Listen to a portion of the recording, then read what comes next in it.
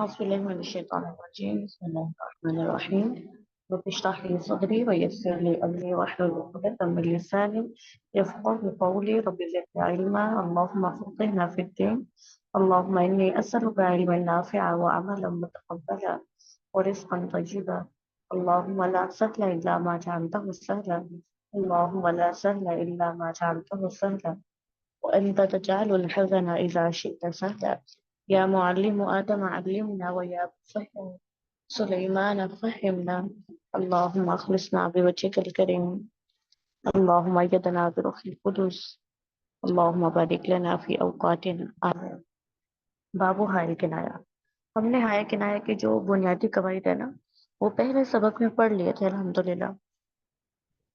آپ کو پتہ ہے کہ جو بھی قاعدہ ہوتا ہے نا وہ دو طرح سے ہوتے ہیں. قرآن پاک میں جو اختلافات آتے ہیں نا وہ دو طرح سے آتے ہیں. ایک ہوتے ہیں اصول. اصول اچھا یہ زیادہ ہی ہو گیا ہے. اصول اصول جو ہے نا اصول وہ قوانین وہ قواعد ہوتے ہیں جو آپ ایک بار بنا لیتے ہیں اور پھر قرآن پاک میں ان جیسے جتنے بھی کلمات آتے ہیں نا وہ ان سب پر لاگو ہو جاتے ہیں.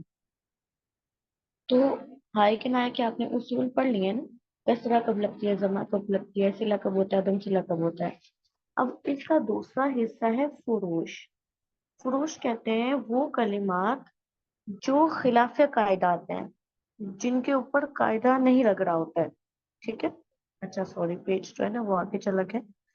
فروش کہتے ہیں ان کلمات کو جن پر قاعدہ نہیں لگتا ہے یا پھر وہ اتنے کم آتے ہیں، ان جیسے کلمات قرآن میں اتنے کم آتے ہیں 1 2 5 کہ ان کے لیے قاعدہ بنانے کی ضرورت نہیں ہوتی ہے، ان کو ویسے ہی اس کو یاد کر لیا جاتا ہے.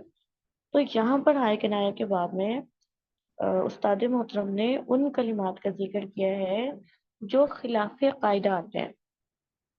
اب آپ یہ سارے کلمات پڑھیں گے نا تو آپ کو یہ لگے گا کہ دیکھیں قانون کے لیے تو یہاں پہ قاعدہ لگ رہا ہے، حرکت بھی صحیح ہے، کسرہ لگ رہی ہے یا ضمہ لگ رہی ہے تو وہ قاعدے کے موافق لگ رہی ہے.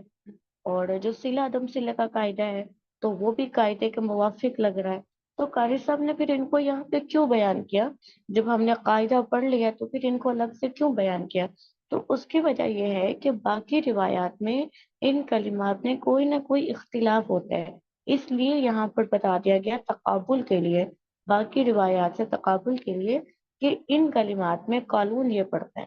ٹھیک ہے. وہ قاعدے کے موافق بھی ہو سکتا ہے اور وہ قاعدے کے خلاف بھی ہو سکتا ہے. ٹھیک ہے.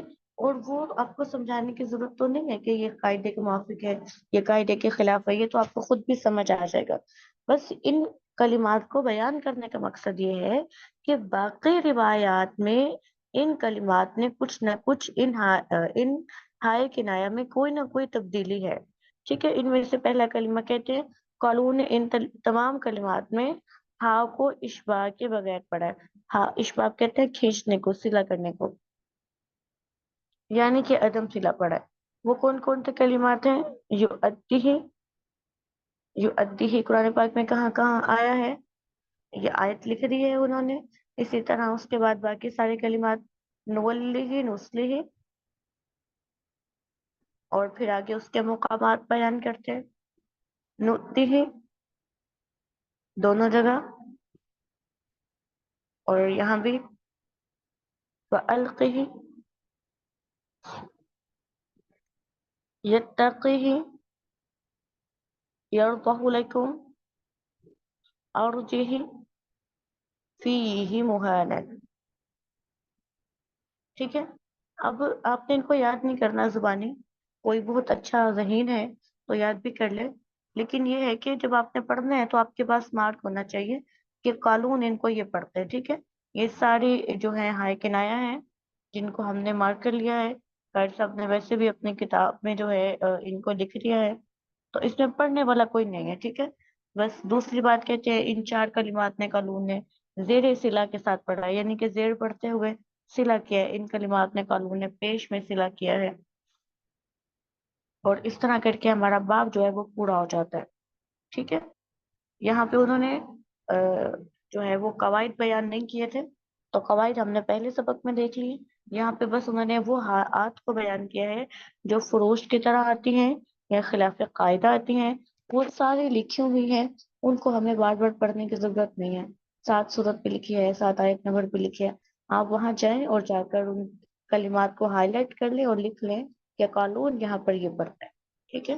اس کے علاوہ کوئی اور سوال ہو یا تفصیل چاہیے ہو یا اسی سبق کو آپ دوبارہ تفصیل سے پڑھنا چاہیں اور یہ کہیں کہ یہ بتا دیں کیا خلاف قاعدہ ہے کیا نہیں ہے، تو پھر اس کے لیے پھر انشاءاللہ ہم مزید دیکھ لیں گے. لیکن اس لیول پہ ٹھیک ہے، انشاءاللہ آئی ہوپ سمجھ آئے گا. سبحانک اللہم و بحمدک نشہد ان لا الہ الا انت نستغفرک و نتوب الیک. السلام علیکم و رحمۃ اللہ وبرکاتہ.